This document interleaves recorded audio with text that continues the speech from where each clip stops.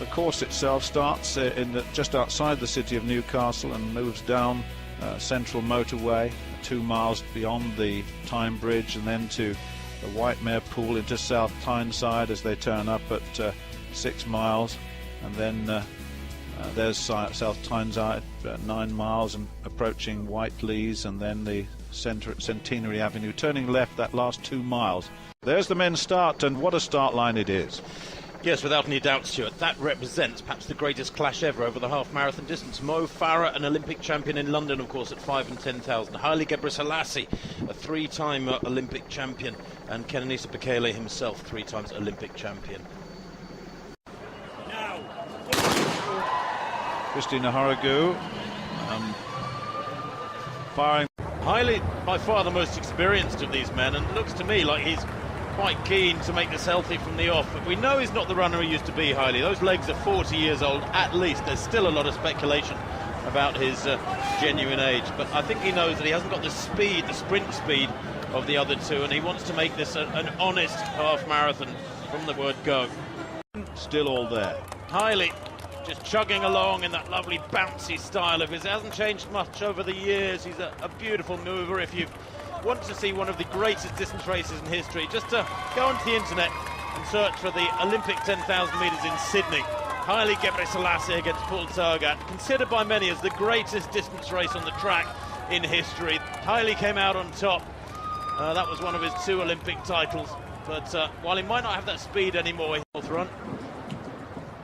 Of course, when you look at the experience of the 3, then Haile Gebrselassie is the man who's been there and been there before, knows the distance, knows how fast he's going and what he's capable of. When you've run just inside 2 hours 4 and broken the world record in the marathon, you know what road running's all about over that longer distance.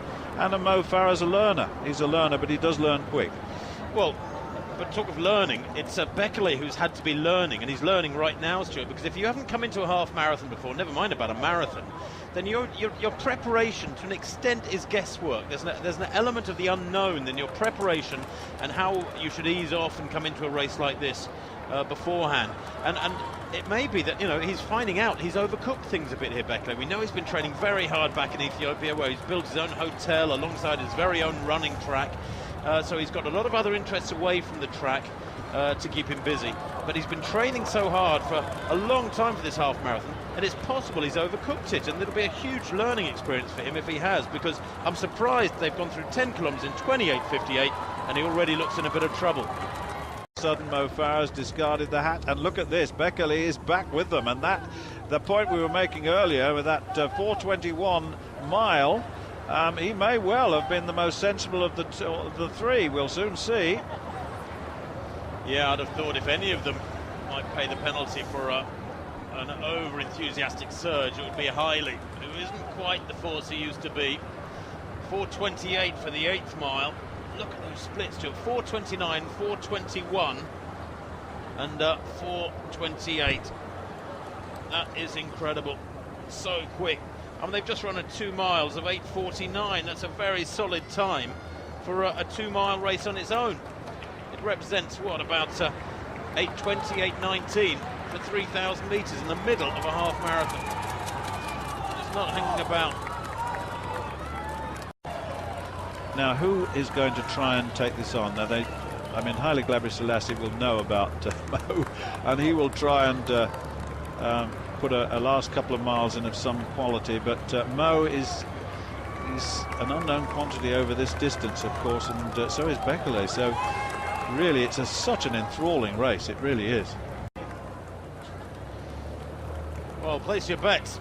54 minutes on the clock, probably about 6 minutes of running to go. They're heading towards the coast now, and the down slope where they drop down onto the coast road and head towards South Shields itself is only a few meters away, but Gebrselassie still pushing on hard. Slide up slope here. Mo Farah coasting in second.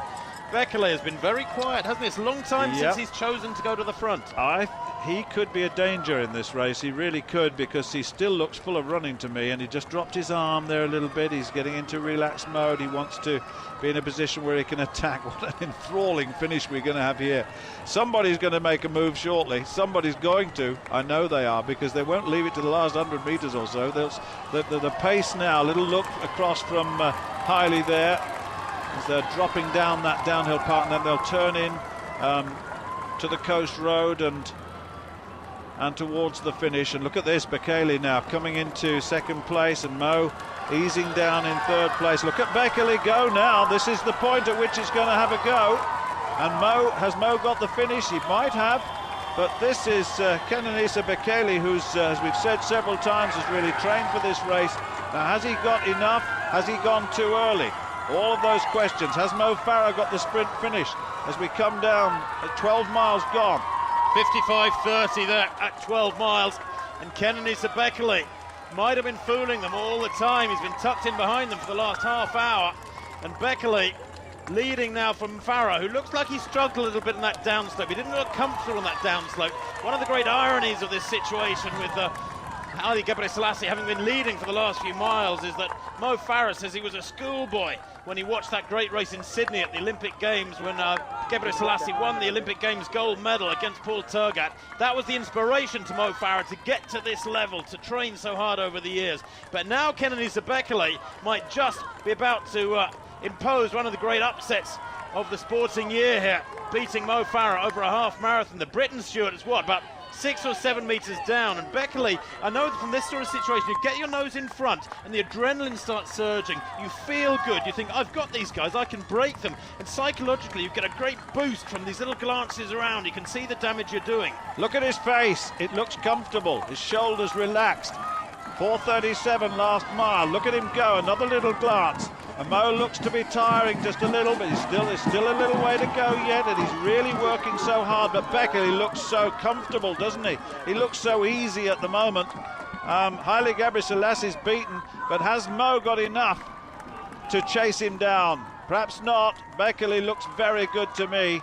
About 3 minutes, 2 minutes, 3 minutes to go in this race. Still time. Has Bekele gone too early? Probably not. Well, the 12th mile was 4:37. Goodness knows what this 13th mile will be. We won't get it probably because they've only got about 100 metres to go after the 13-mile marker. But Bekele, there's been talk of him having a foot injury, 20 kilometres there in what, about 57.20. And there's been talk of Bekele having a foot injury, but we knew he was an unknown quantity beyond 15 kilometres. He's never run further than 15 kilometres. Now we know what his mettle really is, and it's pretty impressive. That gap is growing. Yeah, and he smiled. I saw a smile there. He looks very comfortable, doesn't he? He's got this. He's got this. There's no question about that. Mo's not going to catch him today. He looks full of running as he closes in the last 1,000. It must be about 800 metres to go to the finish now. And certainly he looks, he's glancing and glancing because he knows that Mo's got the pedal, he's got the power, he's got the speed, and Mo's really working so hard to try and get back. But there's a relaxed look in this on the face of this great Ethiopian, world 5,000 and 10,000 metre record holder. What an athlete he's proved to be. He was the man who stayed at the back of the group, let the other two lead all the way, and attacked when it mattered. Well, it's a debut for Kenenisa Bekele. Is it going to be a winning debut? Mo Farah, 10 or 15 metres down, grimacing. You can see the white teeth of the Olympic champion, the world champion at 10,000 metres. But that gap is big now. That's 20, 25 metres. And that's a clear indication of exactly what the challenge is for Mo Farah, with only about a minute of hard running to go. Surely he can't get back to Kenenisa Bekele, who is saying here, Stuart, in the most emphatic manner, that I am far from finished. I can race on the roads, and I can race very well on the roads. And for some, this might throw a question mark as to the ability of Mo Farah to withstand the challenge of the full marathon come London next April. Gebrselassie has said, don't go for it. 400 metres to run. Gebrselassie has said to Mo Farah, concentrate on the track, postpone your marathon career, and this might be another reason to do just that. He is catching him, Tim. He's diminishing that advantage, but I think it's going to be too much. It's surely too much. It's a great effort, and he's still having a go. Look at this, he's closing down very, very quickly indeed, and Mo has got it down to 10 metres. Gebrselassie is bent. He's in third place. This is the battle. Kenenisa Bekele and Mo Farah with 200 to run. Surely he can't get there now. Bekele has fabulous speed as well. Mo Farah might have left this too late. 100 metres to run. And Mo Farah is busting a gut to get there. Time and again he's won big races on the track with this great sprint speed of his. But can he get past Kenenisa Bekele at the finish line? It's going to be inches in it at the line. Bekele's holding on. The smile is there. He's got it by 2 metres surely. And look at the clock just outside the hour. And Mo Farah there raising his game just a few seconds too late. Still smiling, the London man, as always. But Kenenisa Bekele is back. There's no doubting it now, and the man has got a future on the roads, a much bigger one than we suspected. A hug immediately there from his manager, Jos Hermans. Mo Farah congratulated by Hermans as well. But that will come down as one of the great half-marathon races in history, as in third place, Haile Gebrselassie crossed the line in 60 minutes 40 unofficially. Still fabulous running from the Emperor to take third place in the